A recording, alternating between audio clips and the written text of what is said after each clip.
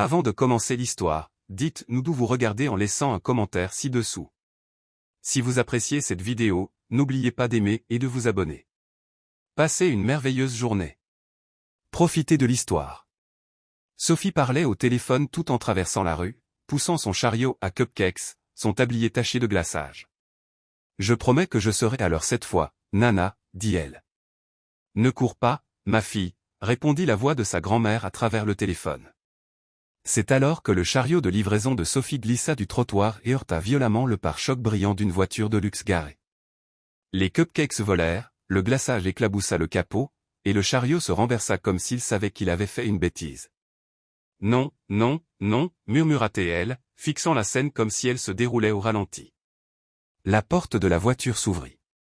Un homme grand en costume élégant sortit lentement, son visage un mélange d'ennui et d'agacement à peine dissimulé. « Vous avez heurté ma voiture ?» demanda-t-il, en regardant le désordre, puis elle. « Techniquement, c'était mon chariot de livraison, et c'était la faute du vent, de la gravité, et peut-être du trottoir inégal, » répondit Sophie. « C'est une Jaguar ?» dit-il en pointant la voiture comme s'il s'agissait d'un monument sacré. « Avez-vous une idée de ce que ça coûte de repeindre une voiture comme celle-ci ? » « Oui. C'est plus que ce que je gagne en 2 mois, mais peut-être qu'on n'a pas besoin de se concentrer là-dessus pour le moment, d'accord. » Il sortit son téléphone et commença à composer un numéro. « Qu'est-ce que vous faites ?» demanda Sophie, essayant d'essuyer le glaçage de ses mains sur son tablier. « J'appelle la police. »« Non. » Elle sauta devant lui comme dans un film d'action. « Pas besoin d'impliquer la loi là-dedans. J'ai une meilleure solution, et elle est beaucoup plus douce. » James la regarda, tenant toujours le téléphone.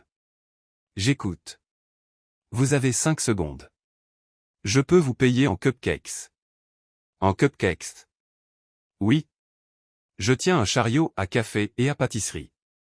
Tout le monde l'adore. Honnêtement, une dame a annulé son divorce après avoir mangé mon brownie. Mon café ramène les gens à la vie le lundi. »« Ce n'est pas un hôpital, » répondit-il platement. « Alors, faisons un marché. Je vous apporterai du café et des cupcakes tous les jours, personnellement, en compensation. Et si vous voulez, je peux même mettre votre visage sur un cookie décoré ou écrire « Désolé pour la Jaguar » en filet de caramel. » James haussa un sourcil. « Vous voulez payer les dommages sur une voiture de luxe avec des pâtisseries. Ce ne sont pas juste des pâtisseries. Ce sont des expériences gustatives, des émotions comestibles, et mon café est assez bon pour réparer votre humeur, qui a clairement eu un accident aujourd'hui aussi. » Elle lui fit un grand sourire. Il ferma les yeux une seconde, comme s'il demandait à l'univers de lui accorder de la patience, puis regarda la voiture à nouveau. « Et si je dis non ? Alors, vous serez connu comme le PDG qui a fait arrêter une boulangère innocente et a écrasé le rêve d'une dame de 81 ans qui voulait juste du thé, des cupcakes et la paix. » Il croisa les bras. Chantage émotionnel. « J'en ai plus, » dit Sophie en levant un doigt. « Et si je vous disais qu'aujourd'hui c'est aussi l'anniversaire de ma plante ? Elle est morte la semaine dernière, mais j'ai juré d'honorer sa mémoire en étant une meilleure personne. Cet accord en ferait partie. » Il y eut un bref silence. James regarda Sophie comme si elle était un genre rare de personne, le genre qui entre dans le chaos et fait encore des blagues. 7h30 demain au siège de Harper Corporation. Un double mocha, 2 croissants, et un muffin sans gluten, livré personnellement. C'était un oui ? C'était un marché. Et si vous êtes en retard, le marché est rompu, et alors j'appellerai la police.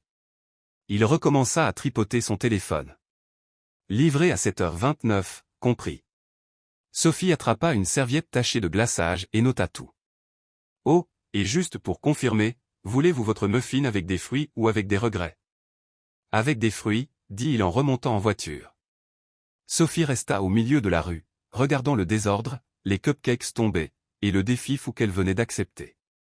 Elle prit une bouchée d'un des cupcakes survivants, légèrement écrasé, et murmura, « Sophie, tu viens de vendre ta dignité pour un capot bosselé et un muffin sans gluten. » Bien joué. Sophie se réveilla en ayant l'impression d'avoir raté un vol pour Paris, sauf que le vol était un double mocha, 2 croissants, et un muffin sans gluten en route vers le bureau d'un milliardaire grincheux sans aucun sens de l'humour. Son alarme jouait le thème de mission, impossible idée de sa sœur. Il était 5h42 du matin. Sophie sauta du lit, trébucha sur le chat du voisin, qui s'était faufilé par la fenêtre à nouveau, et atterrit le visage en premier sur ses chaussures d'uniforme de food truck. Super début, Sophie. D'abord la gravité, maintenant un Garfield infiltré avec un œil gonflé et une machine à café plus bruyante qu'un moteur de NASCAR. Elle commença ce qu'elle appelait l'opération PDG caféinée.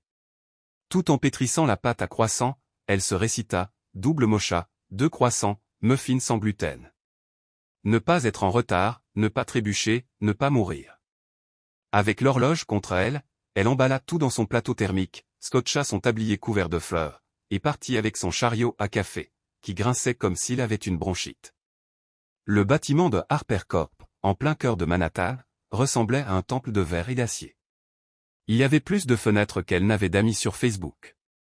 En s'approchant de l'entrée, Sophie eut l'impression que même les portes automatiques jugeaient ses baskets usées. Le garde de sécurité du hall était bâti comme quelqu'un qui mélange de la poudre protéinée à son café. Quand elle se présenta, il la regarda comme si elle allait distribuer des flyers pour une arnaque pyramidale.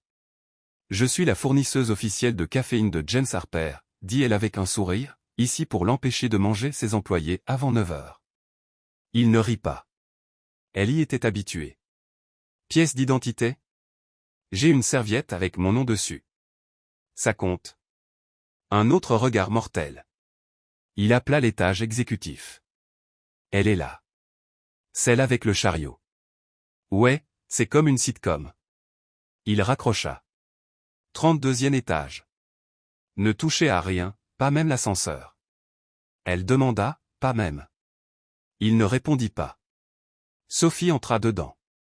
Tandis que l'ascenseur la portait comme une princesse maladroite vers la tour du dragon, elle se prépara. À l'étage exécutif, elle fut accueillie par une réceptionniste qui semblait construite en mode, trop professionnelle pour sourire. Son blazer était aussi serré que la patience de James la veille. Sophie Martinez, première livraison officielle de compensation comestible et mandatée par le tribunal, dit Sophie. La réceptionniste pointa du menton vers le bureau vitré voisin, sans jamais quitter son écran des yeux. Sophie prit une profonde inspiration, poussa la porte avec son épaule, les 2 mains pleines du plateau, et entra dans l'antre du PDG. James était assis derrière un bureau qui avait probablement son propre code postal. Son ordinateur portable semblait plus cher que sa voiture. Il ne leva pas les yeux. « Vous êtes en retard. Il est 7h31, monsieur Harper. Ça compte encore comme 7h30 dans 48 États. » Il ignora la blague. Sophie posa les articles sur le bureau avec un geste théâtral digne d'un serveur de Broadway. Un double mocha fait avec des grains artisanaux moulus à la main, 2 croissants divinement croustillants, et un muffin sans gluten qui m'a coûté mon âme et $16 en ingrédients. James prit une gorgée de café et mordit dans le croissant comme s'il examinait un rapport fiscal. C'est comestible. C'était presque un compliment. Vous allez bien?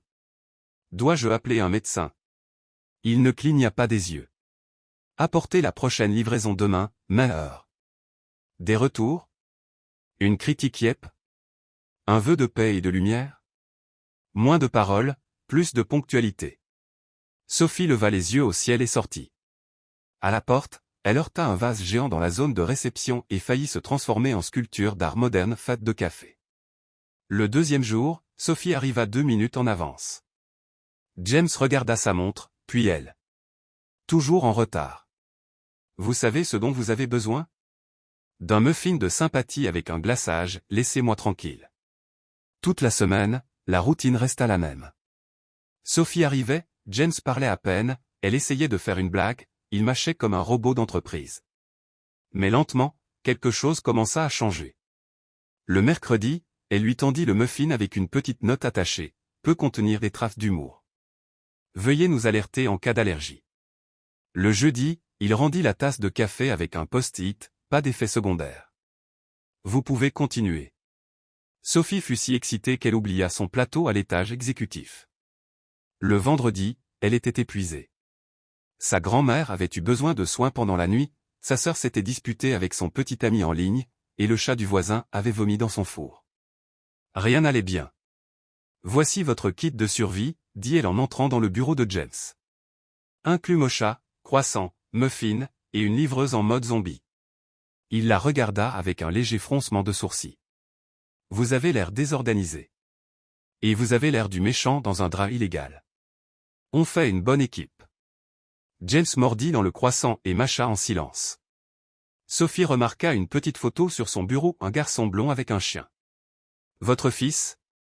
Mon neveu. Il vit avec ma sœur à Seattle. Sophie hocha la tête. Il est mignon. On dirait le genre d'enfant qui aime les marshmallows dans ses céréales.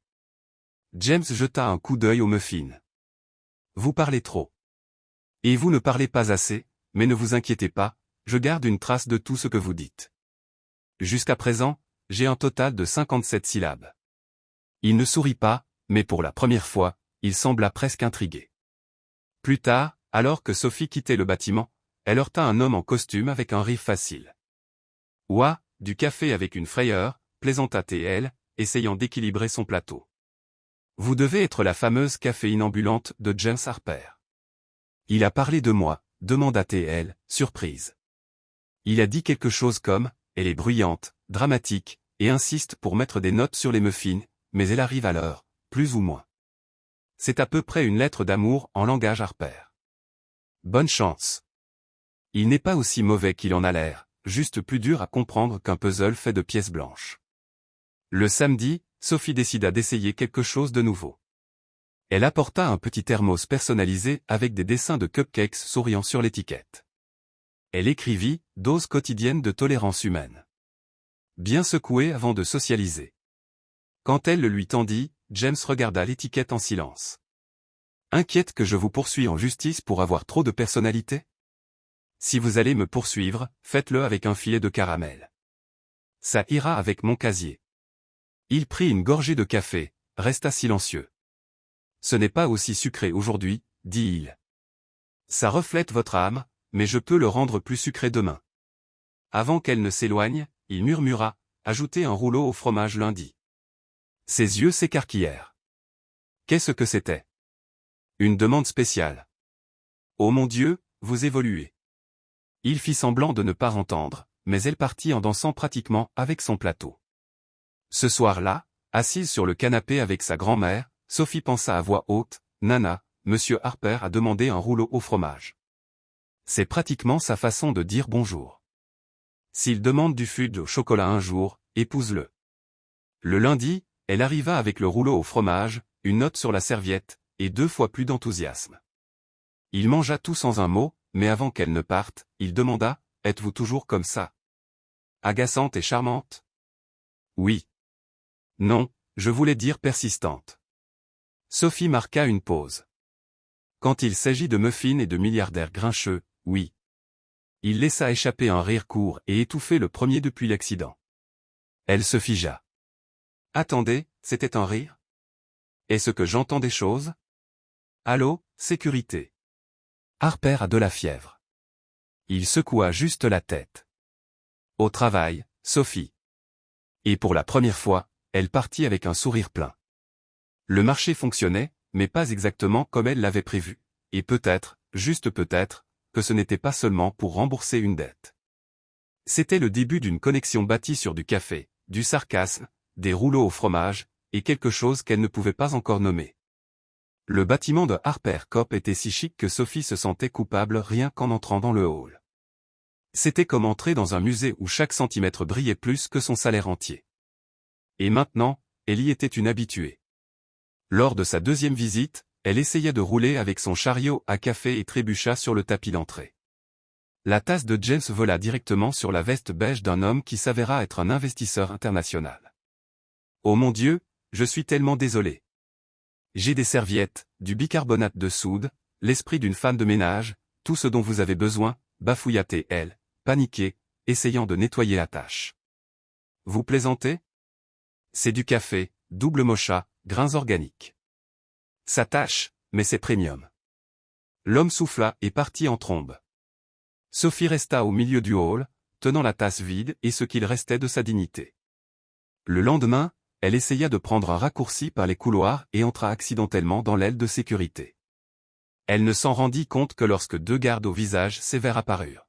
« Avez-vous l'autorisation d'être ici? » « J'ai l'autorisation divine de répandre du café et de la joie. » « Idée? » J'ai un badge du café et une carte de fidélité avec 8 tampons.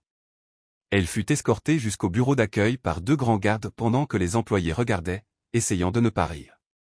Bien sûr, James en entendit parler immédiatement. La dame du café a presque forcé l'entrée dans le département IT, dit Clara, son assistante, avec amusement. Il murmura juste quelque chose en lisant sur sa tablette, mais dès qu'elle quitta la pièce, il tapa discrètement sur son téléphone. Clara, trouve tout ce que tu peux sur mademoiselle Sophie Martinez. Discrètement. Au cours des jours suivants, Sophie fut prise pour une employée 3 fois. Un nouvel stagiaire la vit avec le plateau et dit « Et, savez-vous où est la salle de réunion 4B ? Je sais à peine où est ma propre santé mentale. Donc, vous êtes des RH. Je suis du café, ce qui est un peu comme les RH pour les émotions. » Pendant que Sophie accumulait les moments gênants dans le bâtiment le plus chic de la ville, James observait depuis son bureau vitré.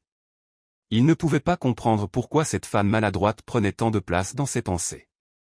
Clara lui remit finalement un court rapport. Vit à Queens, s'occupe seule de sa grand-mère âgée et de sa sœur adolescente, a abandonné l'université pour les soutenir, travaille 2 chiffres, jamais en retard sur le loyer, aucun problème légal. Elle est honnête. James ne répondit pas immédiatement. Il fixa juste l'écran. Et elle trouve encore le temps de faire des croissants fourrés, murmura-t-il. Pardon ? Rien. Continue à travailler. Vendredi soir, et le bâtiment de Harper Corp était presque vide. James travaillait encore, comme d'habitude, regardant la ville en bas tout en finissant des rapports. C'est alors qu'il la vit. Sophie était sur le trottoir devant un restaurant chic au coin de la rue. Elle tenait un plateau de café et avait l'air clairement embarrassée. En face d'elle, une femme en robe rouge criait fort. « Tu crois vraiment que je vais accepter ça ? Cette ordure que tu appelles un latte. Mon chien a meilleur goût que toi. Madame, juste, la commande indiquait du caramel parce que c'est ce qui était sur le ticket. J'ai demandé sans caramel. Es-tu stupide ou fais-tu semblant ? » Sophie baissa les yeux, essayant de garder une voix stable. Je suis désolé. Je peux le remplacer, sans frais. Tu crois que j'ai besoin de charité ? Regarde-toi. Tu ne devrais même pas être ici. Les gens comme toi devraient vendre des trucs bon marché en banlieue. Les mots frappèrent Sophie comme un coup de poing. Avant qu'elle ne puisse répondre, une nouvelle voix vint de derrière elle. Êtes-vous sûr de vouloir continuer cette conversation en public ? La femme en rouge se retourna. James Harper se tenait là, costume impeccable, regard froid, main dans les poches. Et qui êtes-vous ? demanda-t-elle avec un ton de dédain. Le PDG de Harper Corp est la personne qui finance une partie de votre portefeuille d'investissement, Madame Langlais. Le visage de la femme pâlit. Je ne savais pas ça. Eh bien, maintenant si. Et j'ai tendance à apprécier les gens qui traitent les autres avec respect. Vous savez, ça aide pour les rapports d'image d'entreprise. Sophie resta là, choquée. La femme marmonna quelque chose et entra rapidement dans le restaurant. Silence. Vous étiez à l'intérieur ? demanda Sophie, encore confuse. J'étais dans le bâtiment, je l'ai vu de la fenêtre, et j'ai décidé de devenir un héros de rue. Disons juste que je déteste les arrogants, surtout quand ils s'en prennent à quelqu'un qui ne le mérite pas. Elle prit une profonde inspiration, les yeux encore humides. Merci. J'ai entendu des choses comme ça avant, mais pas si publiquement. Ne me remerciez pas. C'était instinctif. Sophie le regarda. Pour la première fois, elle ne vit pas seulement le PDG froid et calculateur. Il y avait autre chose, un homme qui ne tolérait pas l'injustice, un homme qui observait de loin mais voyait plus que les autres. Elle fit un léger sourire. Et moi qui pensais que vous ne saviez critiquer que les muffins. Ne me faites pas le regretter, dit-il, bien qu'il y eût une pointe de sourire. Sophie se tourna avec le plateau en main. Avant de traverser la rue, elle regarda en arrière. Et, James, merci. Vraiment, pour le sauvetage classe. Il hocha légèrement la tête. Tandis qu'elle s'éloignait, il resta là, la regardant, n'admettant même pas à lui-même que quelque chose en lui avait changé. Et pour la première fois, James Harper se surprit à penser que peut-être, juste peut-être, la vie n'était pas seulement faite de contrats et de murs de verre. Sophie ne savait pas que la honte pouvait durer plus de 48 heures, mais depuis que James l'avait défendue sur ce trottoir, elle était coincée entre confusion, embarras, et une légère panique à l'idée de le croiser à nouveau. Alors quand elle reçut un appel pour un gig de traiteur de dernière minute à un gala, elle sauta sur l'occasion. Elle avait besoin d'argent, de distraction, et honnêtement, elle voulait se prouver qu'elle pouvait être professionnelle, même dans des endroits où elle ne se sentait pas tout à fait à sa place. Table de dessert personnalisée pour un événement d'entreprise, répéta la femme au téléphone. Thème formel, invité haut de gamme, rien de tape à l'œil. Nom de l'entreprise, Velom Events, mais l'événement sponsorisé par Harper Corporation.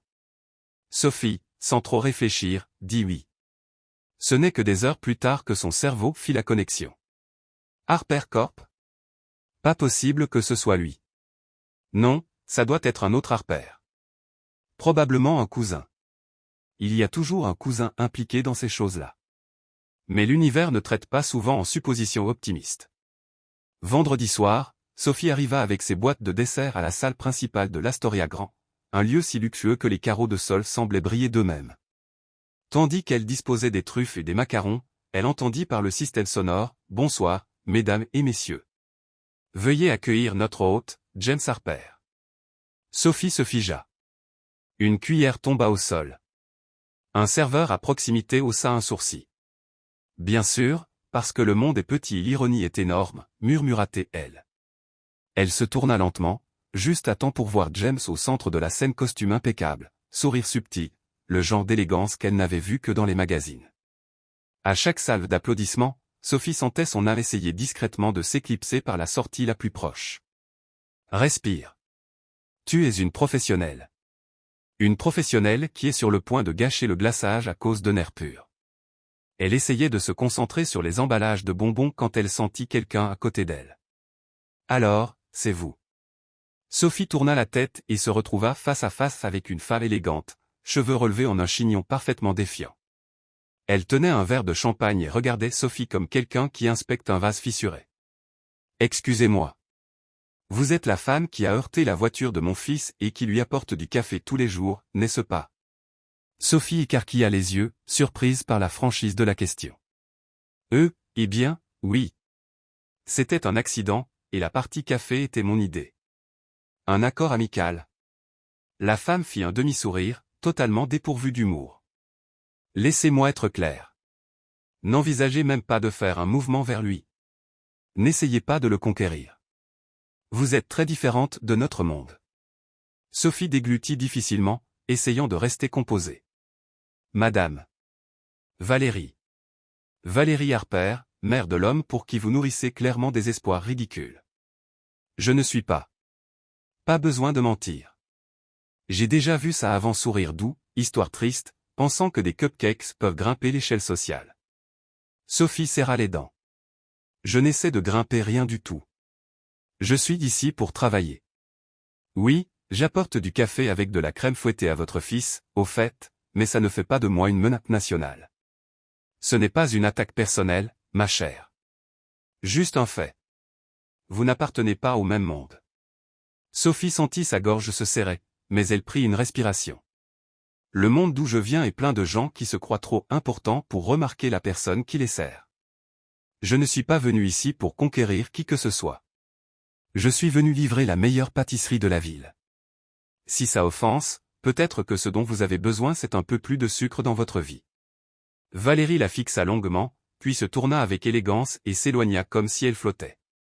Sophie expira lentement. Quelle soirée, murmura-t-elle.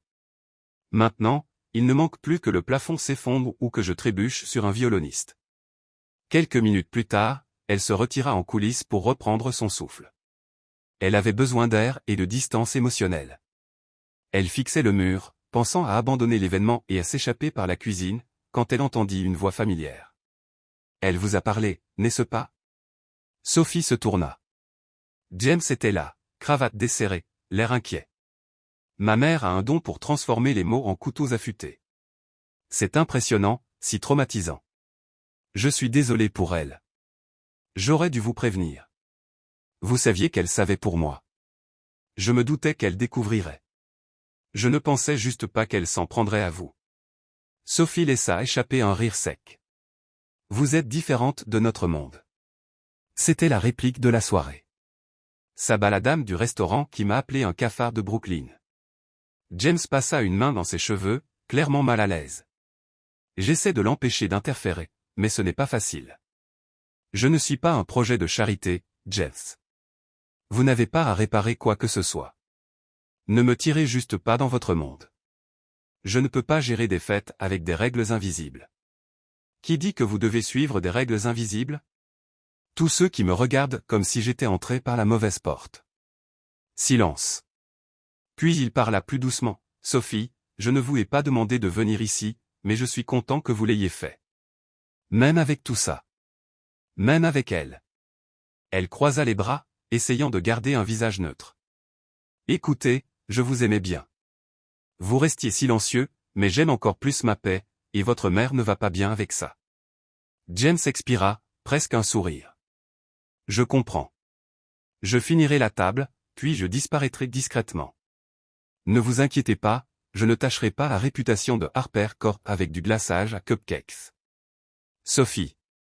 Elle était déjà de retour à la table, concentrée, sérieuse. Il resta là quelques secondes, la regardant continuer, même avec sa fierté blessée, comment elle ne s'excusait jamais d'être simplement elle-même, comment sa lumière était différente, plus humaine, plus réelle. 2 jours plus tard, le bruit d'une voiture noire au bout de la rue fit lever les yeux à Sophie alors qu'elle balayait le trottoir devant son petit stand. James Harper, encore, cette fois en jean et t-shirt, lunettes de soleil, et une tasse de café d'ailleurs, juste pour la taquiner, supposa-t-elle. Ici pour vérifier la concurrence, dit-elle. Je suis ici pour explorer le quartier. Je pense investir dans un nouvel espace commercial, dit-il, essayant de sonner décontracté. Étude de marché ou juste une envie cachée de voir la fille que vous avez traumatisée au bal chic? Il haussa les épaules. Peut-être les deux. Elle croisa les bras. Vous êtes terrible pour mentir, vous le savez. Je suis génial avec les contrats, et je ne suis pas le type qui fait semblant de s'intéresser aux propriétés commerciales. Bon à savoir, parce qu'ici on vend seulement du café, des cookies, et des vérités inconfortables. James s'approcha, prit un cookie échantillon de la table. Une remise pour les PDG repentants? Seulement s'ils demandent gentiment et portent des jeans. Il rit, et pendant un moment, la tension entre eux fondit comme du sucre au fond d'une tasse. Sophie ne savait pas ce que James cherchait, mais elle savait une chose, son monde pouvait être différent, mais à cet instant, sur un trottoir ordinaire dans un quartier ordinaire, ils se tenaient sur le même terrain. Et peut-être que c'était suffisant pour l'instant. Sophie passa les jours suivants à essayer de prétendre que la rencontre avec la mère de James n'avait été qu'un mauvais rêve, du genre dont on se réveille en sueur et qu'on promet d'oublier. Mais c'était dur d'oublier une femme qui vous avait pratiquement dit que vous étiez une tache sur son canapé en velours coûteux. Pourtant, sa fierté l'empêcha d'arrêter les livraisons. À 8 heures du matin, elle était là, debout avec son chariot à café, son courage, et un petit sourire défiant. Café du matin pour le PDG, avec crème fouettée, juste comme le prince l'aime. Clara, l'assistante, la regarda, puis la porte fermée du bureau de Jess, et murmura, « Il semble différent ces jours-ci. » Différent comment? Demanda Sophie, ajustant le plateau. Moins grincheux, plus pensif. Hier, il a même refusé 3 réunions et acheté des fleurs. Sophie s'étouffa avec sa propre respiration. Des fleurs? Oui. Des roses, rouges, une douzaine. Sophie ne répondit pas. Elle entra juste dans l'ascenseur, essayant de cacher la confusion dans son esprit. Quand elle ouvrit la porte du bureau, James était là, assis comme d'habitude, mais cette fois, pas de costume. Il portait une chemise avec les manches relevées et des lunettes de lecture. Il avait l'air plus humain, plus approchable. « Votre carburant du matin, » dit-elle, posant la tasse sur son bureau. Il regarda la boisson, puis elle. « J'ai aimé votre discours à la fête. » Sophie haussa un sourcil. Le discours, les cupcakes ne sont pas une menace nationale. Exactement. C'était bien dit. Super. Voulez-vous que je l'imprime et l'encadre? Ça pourrait aller juste à côté de votre MBA. Il rit un vrai rire. Parlez-vous toujours comme ça? Comme quoi? Comme si chaque phrase était une petite bataille de sarcasme. Je suis petite. Je dois compenser avec des mots acérés. James sourit, mais il y avait quelque chose d'autre dans ses yeux, comme s'il était sur le point de dire quelque chose mais changeait d'avis à la dernière seconde. Sophie le remarqua. « Qu'est-ce qu'il y a ? J'ai besoin de vous montrer quelque chose. » Il prit la télécommande du projecteur et la pointa vers l'écran mural. « C'est sur un projet d'entreprise, une nouvelle initiative sociale que nous construisons, et, eh bien, ça a tout à voir avec vous. » « Avec moi ? » ?»« Oui. Après cette journée au restaurant et à la fête, j'ai commencé à réfléchir. » James cliqua sur la télécommande, révélant des slides intitulés Programme de la Fondation Harper pour les femmes entrepreneurs indépendantes. Les yeux de Sophie s'écarquillèrent. Quoi ?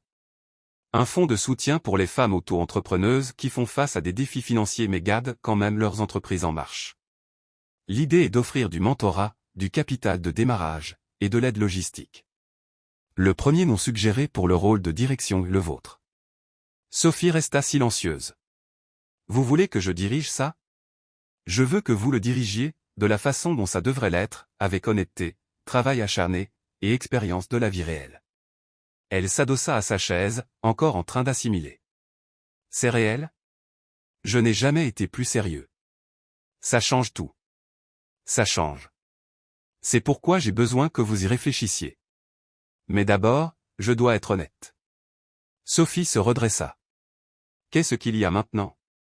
James hésita, puis se leva et marcha vers la fenêtre. J'ai fait enquêter sur vous. Silence.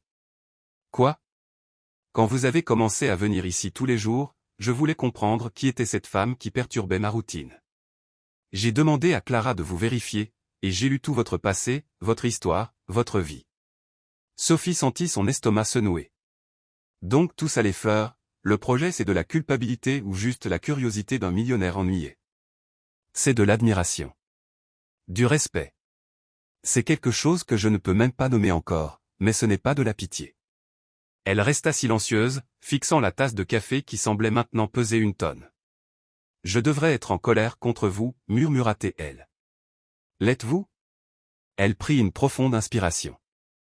Je le suis, mais aussi reconnaissante. Pas pour le rapport, mais pour m'avoir vu. James fit un pas en avant. Alors, accepterez-vous le projet ? Ça dépend. Je ne suis pas sûr de vous faire confiance encore, James Harper. Il hocha la tête, sans pression dans la voix. Un pas à la fois, alors. Sophie se leva, prit la tasse vide, et se tourna pour partir. Avant de franchir la porte, elle dit sans se retourner, mais l'idée du fond. C'est brillant, et oui, je veux en faire partie.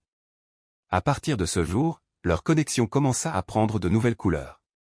James commença à se montrer régulièrement au stand de Sophie à Queens, toujours avec des excuses stupides. Je vérifie juste la scène des affaires locales. Pure étude de marché. Bien sûr, et le croissant fait juste partie de votre analyse de risque, hein ? Elle commença à visiter le siège de Harper Coop non seulement avec du café mais avec des idées, des croquis, des rêves. Et leurs réunions commencèrent à se terminer par des rires, des blagues internes, et éventuellement de longs silences remplis de significations qu'aucun d'eux n'osait nommer. Un après-midi, Sophie aidait sa grand-mère à s'occuper du petit jardin devant leur immeuble quand une voiture noire s'arrêta. James en sortit, portant des jeans sombres et une veste en cuir. « J'ai apporté ça, dit-il, levant une boîte. »« Ça quoi ? » ?»« Des pancakes. Fait par moi. Trouvez la recette en ligne. » Les yeux de Sophie s'écarquillèrent. « Vous avez cuisiné ? Quel genre de PDG pensez-vous que je suis ? Le genre qui préfère les restaurants 5 étoiles au poêle à frire. » Il lui tendit la boîte et regarda la grand-mère de Sophie, qui était assise dans un fauteuil roulant avec le soleil sur le visage. « Êtes-vous la fameuse Madame Evelyne ? » ?»« Ça dépend. »« Fameuse pourquoi ? » ?»« Pour avoir une petite fille qui peut déstabiliser des dirigeants millionnaires. » La dame rit, et James gagna instantanément 1 point. Sophie l'invita à l'étage, et pour la première fois, il vit le petit appartement où elle vivait avec sa grand-mère et sa jeune sœur. Tout était simple mais propre, organisé, et plein de vie photos au mur, notes sur le frigo, odeur de vraie nourriture. James resta silencieux, assimilant tout. Ça ressemblait plus à une maison que n'importe quelle penthouse qu'il avait possédée. « Vous êtes terriblement silencieux, dit Sophie. Je suis impressionné. Par le désordre, par à quel point tout semble réel, et léger. » Sa jeune sœur apparut dans le couloir, portant un t-shirt de groupe et un regard suspicieux. « C'est le gars du café ?»« C'est James, » répondit Sophie. « Le fameux James avec la voiture cabossée ?» Il s'éclaircit la gorge, un peu embarrassé. « C'est devenu une légende urbaine maintenant. Il y a même un mème, » plaisanta Sophie. « Super. Juste ce dont ma réputation avait besoin. » Les trois rirent, et James sentit que ce son était meilleur que n'importe quels applaudissements en réunion de conseil. Cette nuit-là, quand Sophie le raccompagna à la porte, ils restèrent silencieux dans le couloir un moment. « Merci de m'avoir laissé entrer, » dit-il. Ce n'était pas une faveur. C'était inévitable. Silence. « Et si je voulais plus que juste des réunions et des projets ?» demanda enfin James. Sophie le regarda. « Vous voulez ? » « Oui. » Elle prit une profonde inspiration et fit un léger sourire. « Alors vous devrez gérer votre mère, votre réputation, et ma fierté. J'ai toujours été bon avec les défis. » Elle recula et dit, « On verra. » Et ferma doucement la porte. Plus tard, assise seule dans le salon, Sophie regarda la tasse de café sur la table. Elle se souvenait clairement du jour où tout avait commencé, l'accident de voiture, la peur, l'accord ridicule d'apporter du café tous les jours pour ne pas être poursuivie. Maintenant, elle faisait partie de sa vie, et lui de la sienne. Mais le monde dans lequel il vivait était encore plein de murs, et même si elle ne savait pas ce qui viendrait ensuite, elle était sûre d'une chose, quoi qu'il arrive, elle ne laisserait personne pas le passer, pas la pression effacer la femme qu'elle était. Ce qui avait commencé comme un accident ressemblait maintenant à un choix, et elle choisirait toujours le chemin qui la faisait se sentir entière, même si ça signifiait aimer avec prudence. Lundi matin, le soleil était à peine sorti quand Sophie ouvrit le cahier jaune aux lettres tordues et commença à griffonner des idées. Elle était assise sur un banc près du café, portant encore son tablier poussiéré de fleurs et avec une tête trop pleine pour penser à la pâtisserie. James avait dit qu'il voulait plus pas seulement les projets, mais elle et d'une certaine façon, ça ne semblait plus si farfelu. Mais Sophie savait que les sentiments demandaient plus de courage que n'importe quelle réunion dans un bureau au mur de verre, et elle n'avait pas encore décidé si elle était prête pour ça. « Tu dessines des croissants ou tu fais des plans secrets ?» demanda Isabella, sa sœur, surgissant de nulle part avec un sac à dos et un jus à la main. « J'essaie de faire les deux. C'est une nouvelle sorte de stratégie. » Isabella s'assit à côté d'elle, étirant ses jambes fines. « Donc, le beau PDG s'est montré à nouveau ? Il a un nom. James. » « Oh, désolé. »« James, alors ?» Sophie ne répondit pas.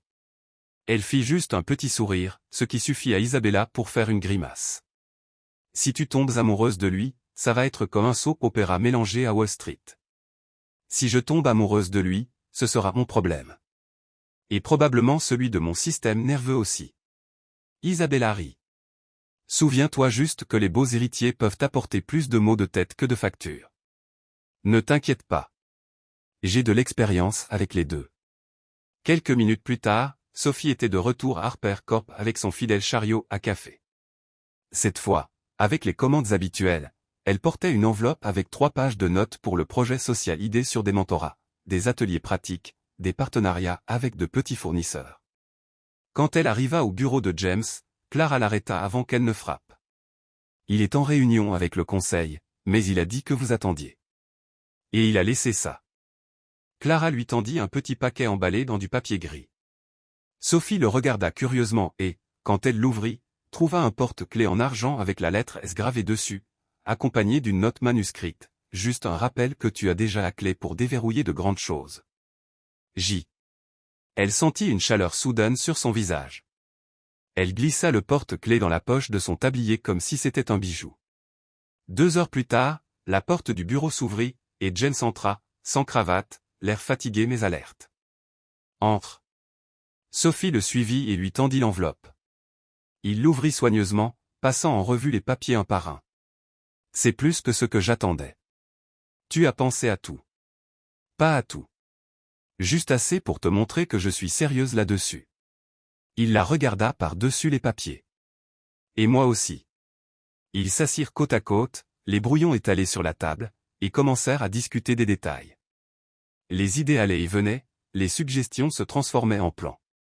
On pourrait faire des ateliers dans des quartiers défavorisés avec le soutien de la fondation et une plateforme en ligne pour les inscriptions avec l'aide de volontaires employés. Penses-tu qu'on puisse obtenir des partenariats avec des chaînes d'épicerie? Si tu diriges le projet, je m'occuperai des contacts.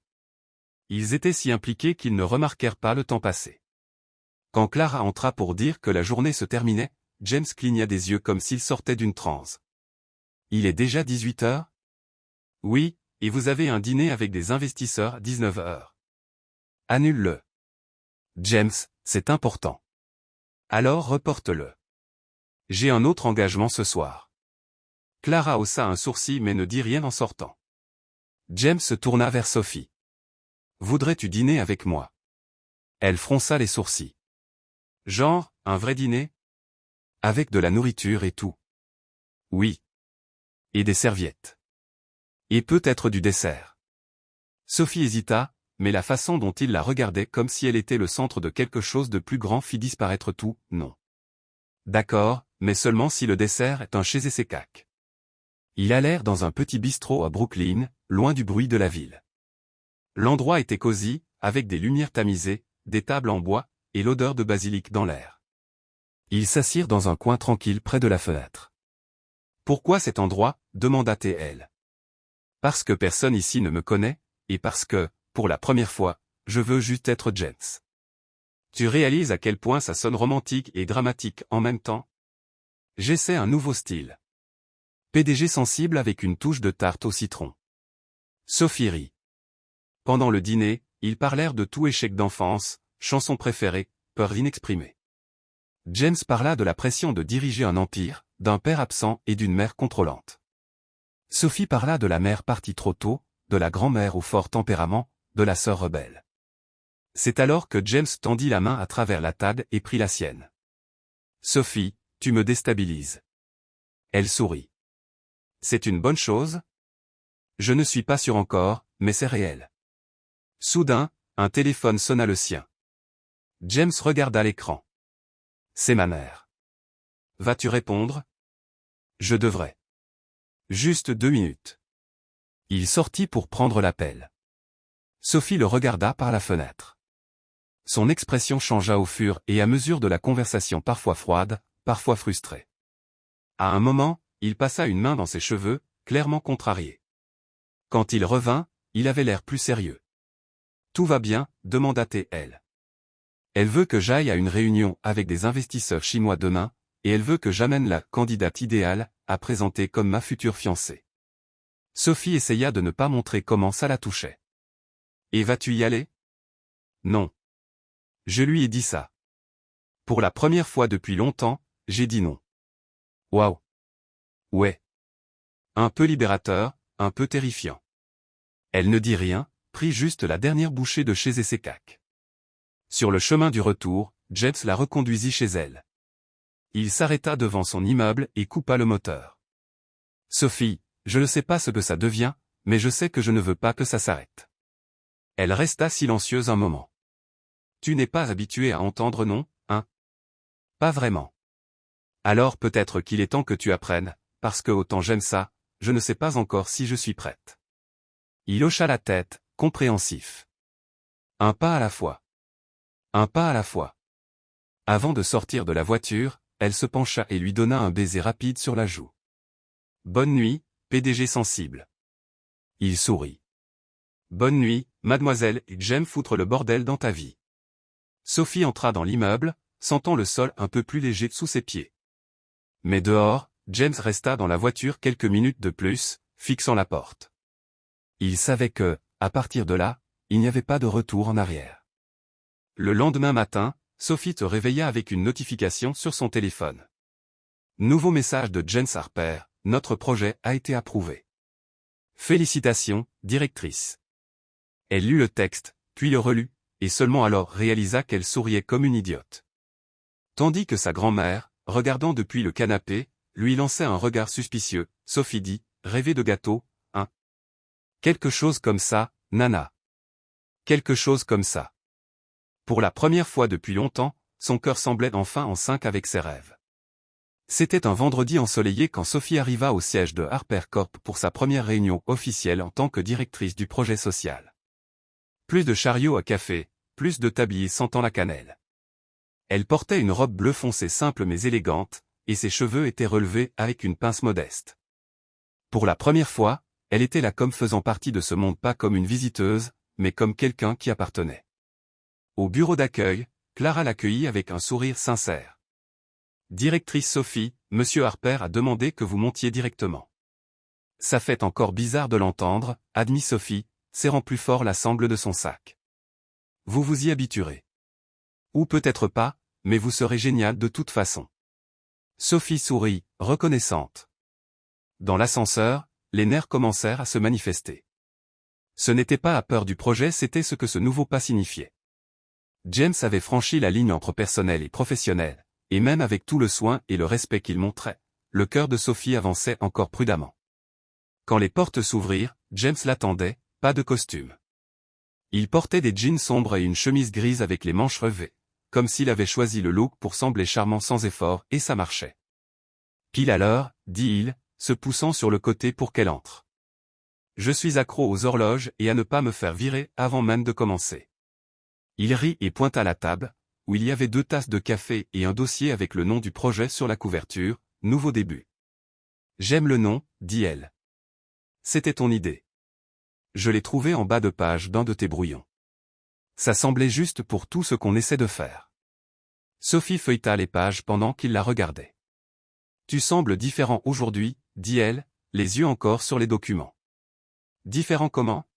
« Moins PDG, plus humain. » « C'est ta faute. J'ai passé plus de temps dans le monde réel ces derniers temps. Ça inclut d'arrêter d'analyser les croissants comme s'ils étaient des actions en bourse ?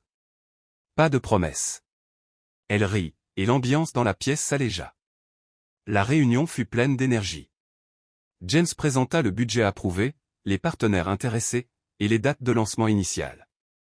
Sophie suggéra un événement communautaire à Queens comme coup d'envoi, quelque chose de symbolique et accessible. Quand tout fut réglé, il s'adossa à sa chaise, bras croisés. « Maintenant qu'on a couvert tout le business, puis-je t'emmener déjeuner ? C'est une vraie question ou un truc corporate ? Vraie question. Je promets. Pas de contrat, pas de tableur. » Sophie hésita une seconde, puis hocha la tête. « D'accord, mais je choisis l'endroit. Surprends-moi. » Elle l'emmena à un food truck coincé en 2 avenues animées de Brooklyn. Il vendait des tacos épicés et du jus frais, et la foule était composée de chauffeurs de taxi, d'étudiants, et d'artistes de rue. « Cet endroit ?» demanda James, haussant un sourcil. « Fais-moi confiance. Ces tacos peuvent guérir un cœur brisé. » Il prit une bouchée et toussa, pris au dépourvu par la chaleur. « Ça devrait venir avec un avertissement. Tu vois ? C'est la vie épicée, imprévisible, et parfois ça te fait pleurer dans les embouteillages. » Ils rirent tous les deux, et James essuya sa bouche avec une serviette en papier. « Puis-je te demander quelque chose ? Tu peux essayer. As-tu déjà imaginé vivre ailleurs ? » Sophie fronça les sourcils. « Genre en dehors de Queens ? En dehors de New York ? Peut-être même en dehors des US. » Waouh, c'était spécifique. Juste curieux. Elle marqua une pause. « J'en rêvais avant, mais j'ai aussi appris que la maison n'est pas un code postal. C'est là où tu peux être toi-même sans avoir besoin de t'excuser. » James hocha la tête, pensif. « Et toi ? » J'ai vécu dans 6 villes différentes, 3 pays, et aucun ne se compare au moment où je suis entré dans ta cuisine et ai vu une casserole de brigadeiro sur la cuisinière. Sophie sourit, un peu timide. « Tu deviens vraiment bon pour dire les bonnes choses au bon moment. Je suis juste honnête. » Ils finirent le déjeuner avec plus de jus et moins de défense. Sur le chemin du retour vers le bâtiment, il la raccompagna jusqu'au métro. « Tu es sûr que tu ne veux pas que je te conduise ? » « Sûr. Aujourd'hui, je veux rentrer seul, mettre de l'ordre dans mes pensées. Et dans mon cœur aussi. » Il comprit. « Alors, à demain. » « Demain c'est samedi. »« Je sais. » Elle haussa un sourcil mais ne répondit pas. Elle descendit juste les marches du métro avec un sourire sur le visage. Cette nuit-là, Sophie veilla tard, assise sur le canapé avec sa grand-mère et Isabella, regardant un vieux film et débattant de ce qu'est ou n'est pas l'amour. « L'amour c'est quand quelqu'un connaît tes défauts et choisit quand même de rester, » dit sa grand-mère. « L'amour c'est quand tu abandonnes la dernière part de pizza, » dit Isabella. Sophie rit. L'amour, c'est quand tu te sens capable d'être bête, et que la personne ne part pas. Elles se regardèrent et rirent ensemble. Le lendemain matin, James se montra sans prévenir. Il avait un sac en papier à la main et une expression anxieuse. J'ai apporté des muffins. Cuits par moi. Ou au moins supervisés par moi. C'est une excuse ou une tentative d'empoisonnement? Ça dépend de tes goûts. Ils montèrent et prirent du café ensemble, cette fois avec la grand-mère de Sophie officiellement présente. Elle semblait déjà l'aimer. Et qu'est-ce que vous faites comme travail? Demanda-t-elle. Des affaires. Beaucoup de paperasse, pas beaucoup d'excitation. Mais maintenant, avec Sophie, les choses semblent différentes. Elle sourit, clairement ravie. Plus tard, quand ils étaient seuls sur le porche, James s'approcha d'elle prudemment. Sophie, puis-je te demander quelque chose d'un peu plus sérieux? Bon début. Tu as même utilisé le mot « sérieux ». Je t'aime bien. Pas de façon vague ou distraite. Je t'aime vraiment bien, et je veux essayer ça, si tu le veux aussi. Sophie prit une profonde inspiration. Tu sais que mon monde est assez différent du tien, hein? Et tu sais que je suis fatigué de mon monde, hein? Ça ne sera pas facile. Ça ne sera pas léger. Mais ça peut être réel. Elle le regarda attentivement, pesant chaque mot, chaque intention. D'accord, alors. Essayons. Mais à une condition. C'est quoi? Pas de fleurs chaque semaine. Si tu veux m'impressionner, apporte du pain au fromage. Marché conclu. Ils rirent, et le baiser arriva sans planification. C'était lent, tendre, mais plein de tout ce qu'ils avaient évité pendant des semaines. Le lundi suivant, la fondation Nouveau Début fut officiellement lancée. L'événement eut lieu dans un entrepôt rénové à Queens, décoré de lumières simples, de panneaux racontant des histoires de femmes entrepreneuses, et d'une table pleine de pâtisseries faites par Sophie. James fit le discours d'ouverture, mais c'était Sophie qui charma vraiment la foule. J'ai commencé à vendre du café, effrayé de ne pas payer le loyer. Maintenant je suis ici, aidant d'autres femmes à ne pas abandonner leurs rêves. Et ça n'a été possible que parce que quelqu'un que je pensais n'être qu'un PDG grincheux a cru en moi avant que je croie en moi-même. Le public lui fit une ovation debout, et du fond de la salle, la mère de James observait, son expression indéchiffrable. Des heures plus tard, elle s'approcha de Sophie, tenant un verre à la main. Alors, c'est encore vous. Celle qui a heurté la voiture de mon fils et, apparemment, son cœur aussi. Sophie se prépara à l'impact. Oui, madame. Je trouve toujours tout ça improbable, je l'admets, mais il sourit. Je ne l'ai pas vu comme ça depuis des années. Sophie ne savait pas quoi dire. Prenez juste soin de lui. Il est plus fragile qu'il n'y paraît. Et je suis plus forte que j'en ai l'air. La femme hocha la tête, et pour la première fois, elle s'éloigna sans amertume.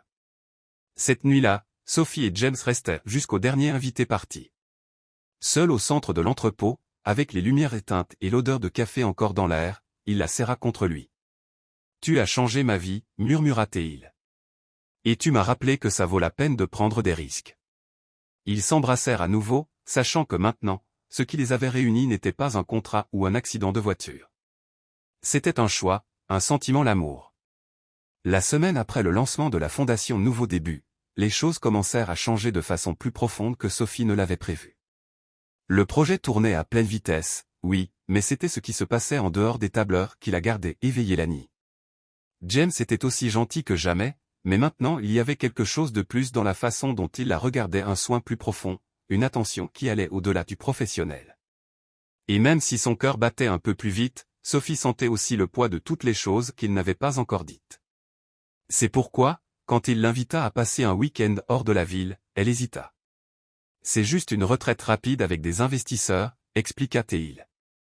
Mais il y aura un dîner de bienvenue, et j'ai pensé que peut-être tu voudrais venir avec moi.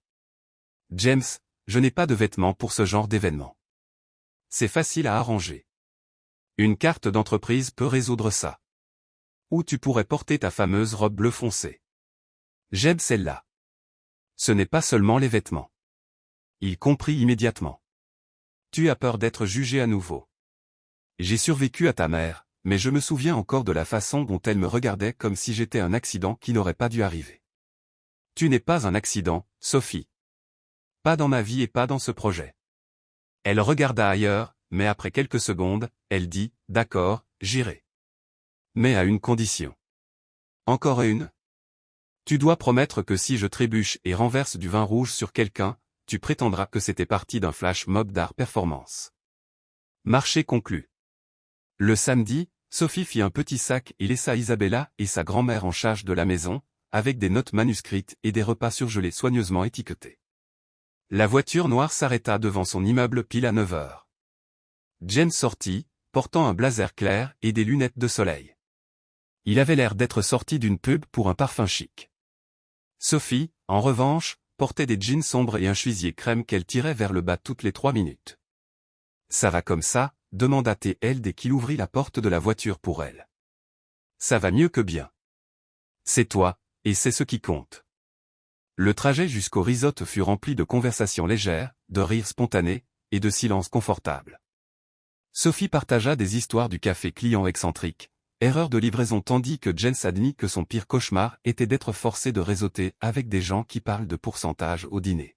« Je ne pense pas que tu étais né pour être PDG, dit-elle, amusée.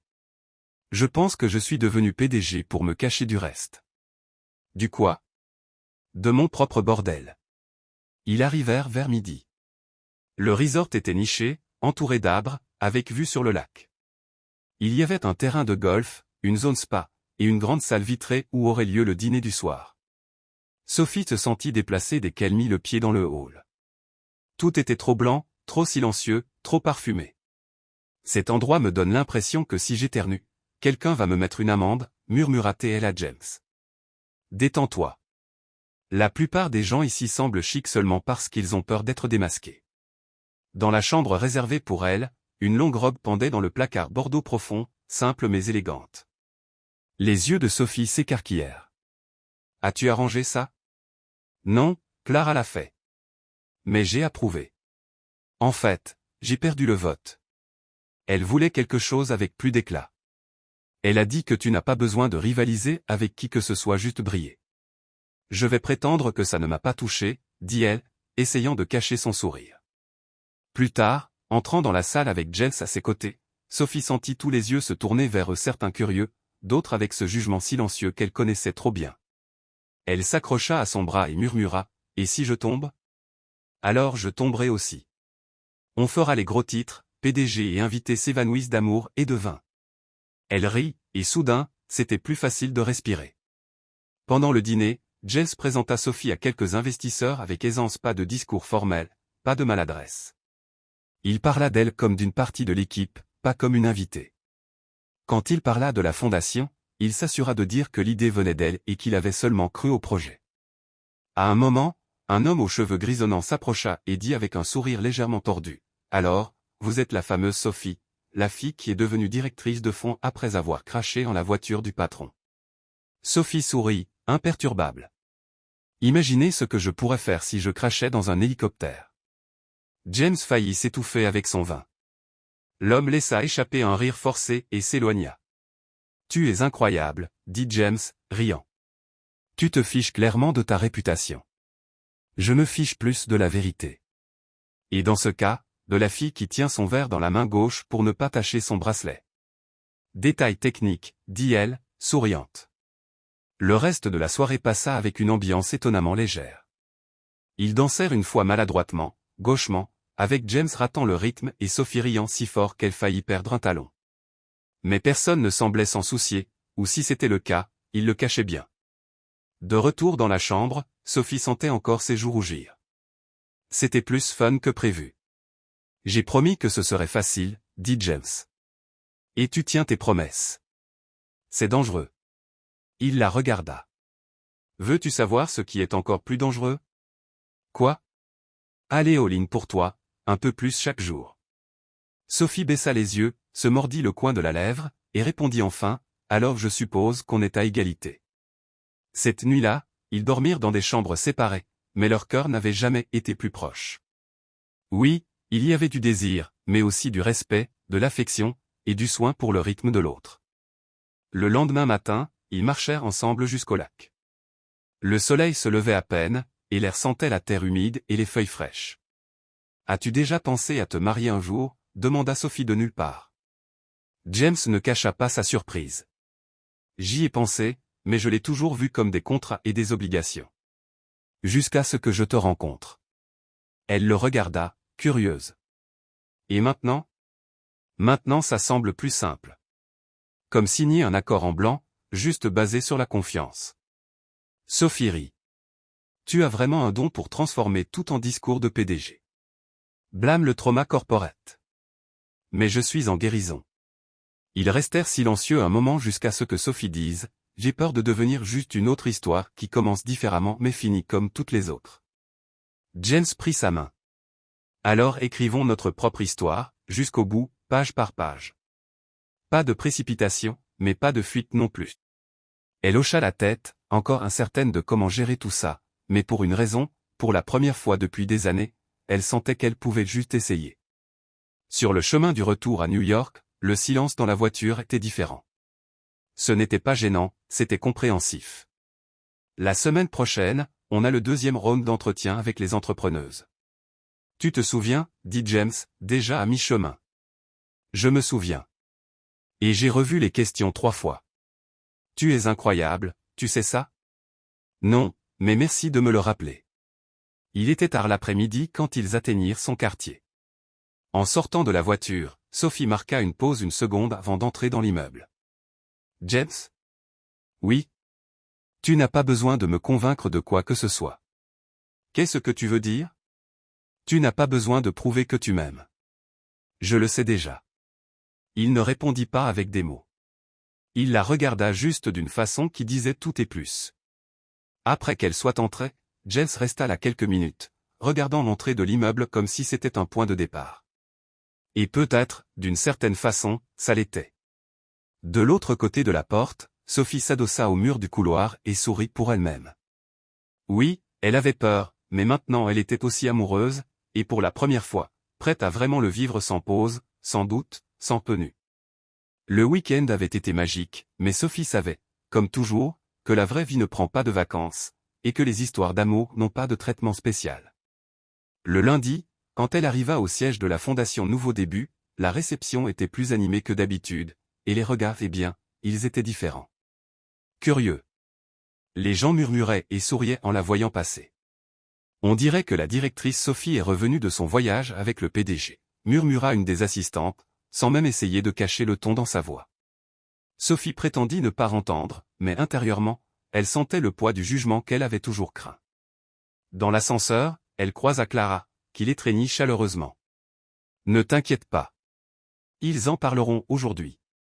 Demain, ils passeront à autre chose. Je n'ai même rien dit. Mais ils ont des yeux et des médias sociaux. Tu as été taguée sur 3 photos de ce dîner de gala, souriante, debout à côté de James, et portant une robe qui vaut plus que mon loyer. C'était emprunté, et cette pose n'était pas exprès. J'ai trébuché et suis tombé dans son bras. Clara rit aux éclats. Et je parie qu'il n'a pas du tout détesté ça. Au bureau, James avait la tête plongée dans les rapports. Quand il la vit, il leva les yeux et sourit ce petit sourire silencieux qui disait tant. Bon matin. Matin, charmant PDG. Prêt à gérer des ragots corporate. Toujours. Mon secret c'est de les ignorer avec style. Ah, l'approche classique, sans commentaire. Exactement. Sophie s'assit à la table de réunion, mais l'air semblait lourd. Elle savait que quelque chose d'autre arrivait, et ça arriva. James ferma son ordinateur portable, croisa les bras, et parla sérieusement. On doit parler. 3 mots qui glacent n'importe quelle romance. De quoi? Du conseil. Ils ont appris pour notre voyage, et ils ne sont pas contents. L'estomac de Sophie se noie. Pourquoi? Parce qu'ils sont paranoïaques. Ils pensent que je mélange ma vie personnelle aux affaires, et maintenant ils veulent revoir le projet de la fondation. Le projet qu'ils ont déjà approuvé. Le même. Ils prétendent qu'il a été approuvé sur l'émotion, pas sur les données. Sophie se leva, outrée. C'est ridicule. Je sais. Mais le monde corporate adore un scandale, même s'il doit en inventer un. Alors, qu'est-ce que tu vas faire? Me battre. Je défendrai chaque ligne, chaque proposition, chaque action que tu as prise. Mais, Sophie, il hésita, la pression pourrait empirer. Il pourrait essayer de te retirer du poste. Elle se rassit, cette fois lentement, essayant de digérer le coup. Je ne reculerai pas, dit-elle fermement. S'ils veulent voir du professionnalisme, ils l'auront. Et s'ils veulent se battre, j'apporterai du café et du courage.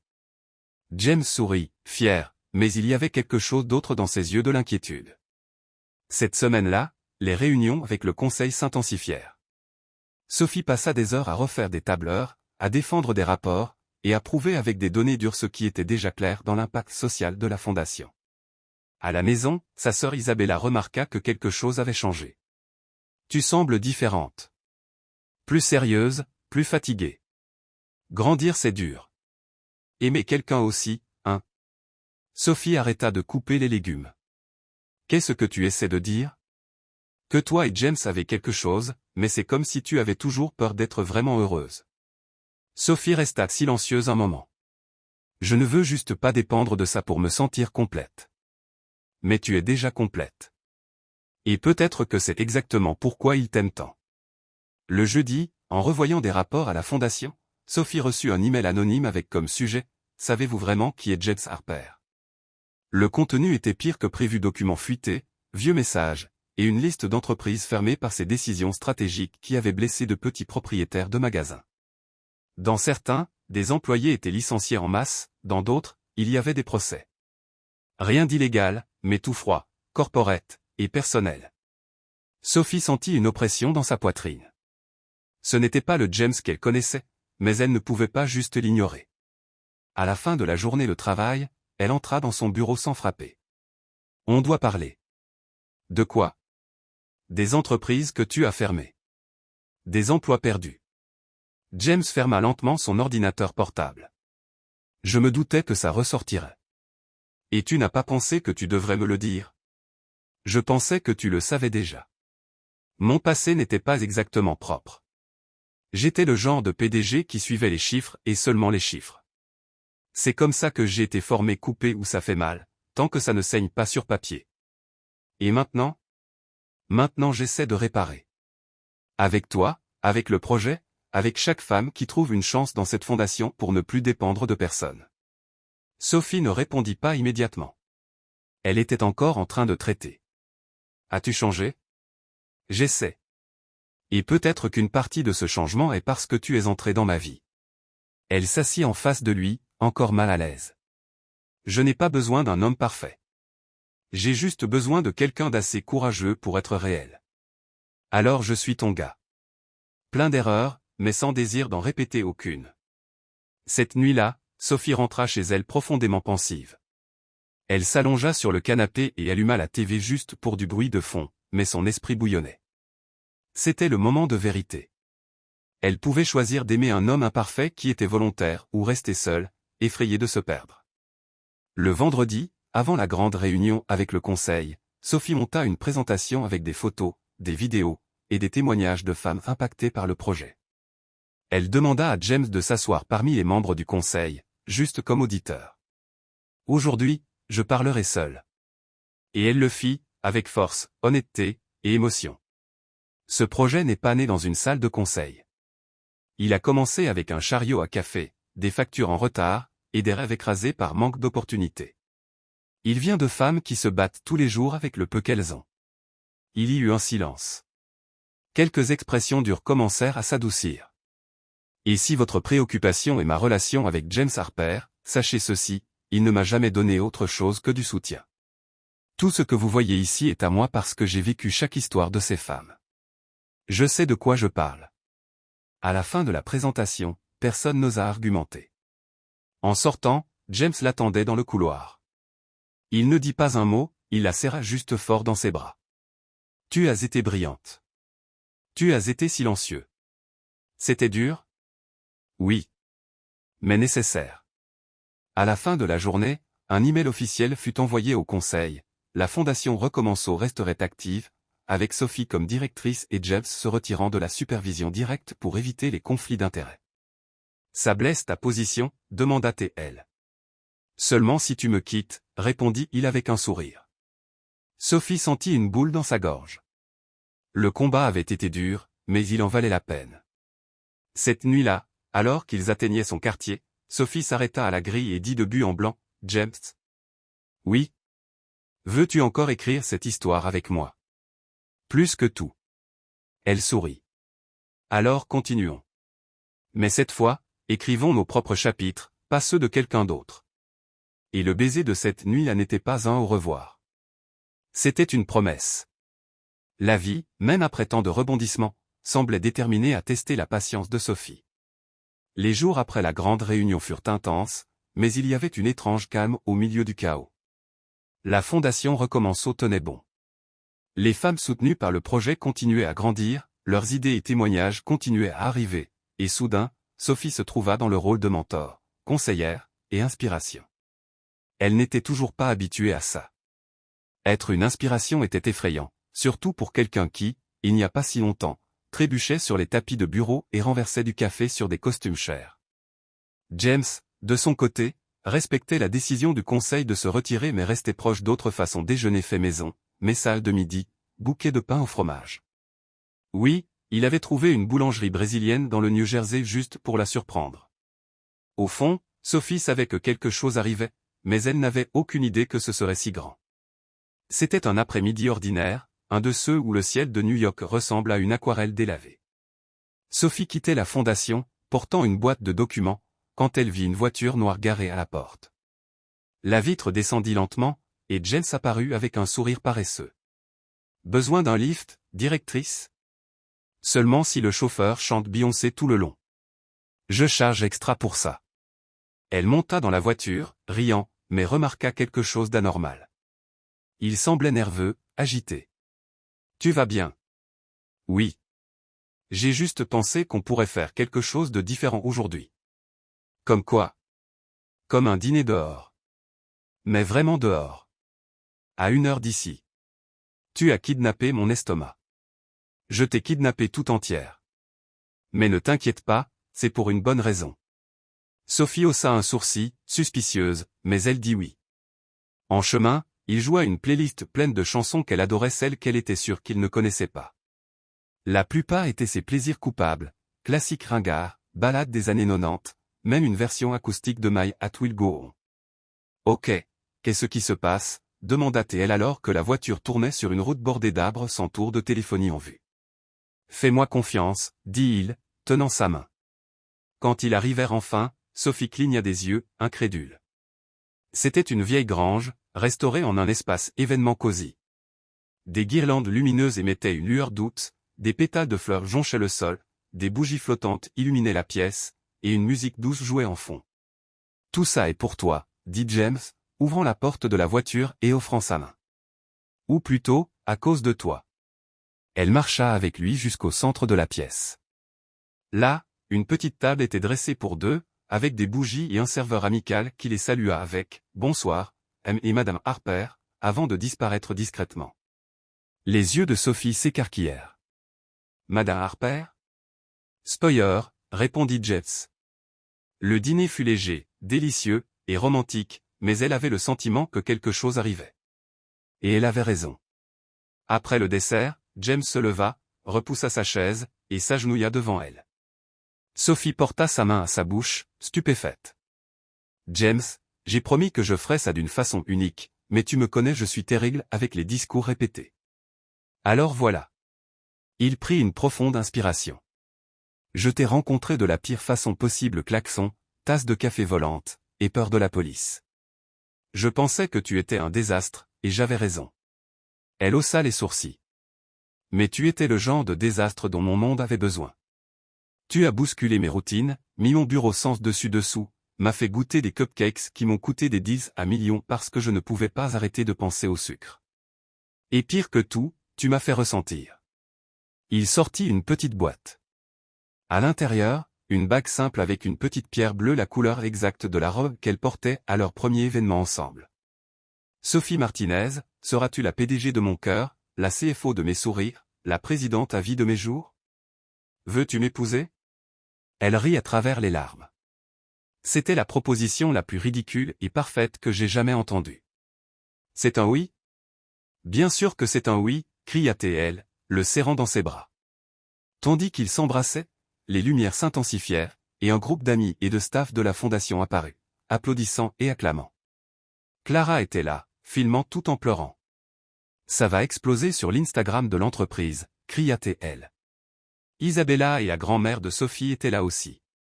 La plus âgée essuyait discrètement ses larmes avec un mouchoir. Et pour couronner le tout, un food truck à tacos s'arrêta sur le parking.